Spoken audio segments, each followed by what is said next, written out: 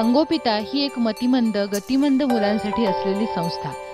ही सगळीच मुलं यामध्ये आनंदानं राहतात, एकोप्याने काम करतात। या दिसणाऱ्या सगळ्या वस्तू घडल्या आहेत त्या त्यांच्याच हातातून। स्वावलंबी बनणं हा त्यामागचा मूळ हेतू। व्यावहारिक शिक्षण जे असतं की जे उद्या आपल्या घरी गेल्यानंतर सुद्धा आपल्या कुटुंबाला हातभार लावू शकतील, त्या कुटुंबावरती एक बोझ म्हणून राहणार नाही, तर त्यांचं तिथे काहीतरी अस्तित्व असेल।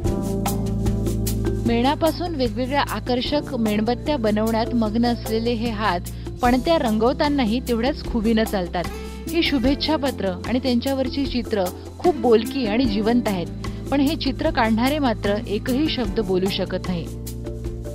या दिव्यांच्या प्रकाशाने सगळ्यांच्या घरात उजेड येतो, दिवाळी उजळून निघते।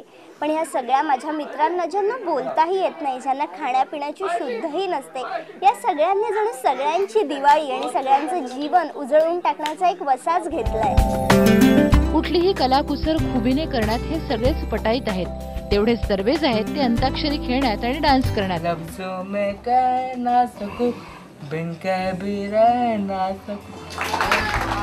आपल्याकडून त्यांच्या काही अपेक्षा नाहीत, त्यांना हवाय तो फक्त तुमचा मायेचा स्पर्श।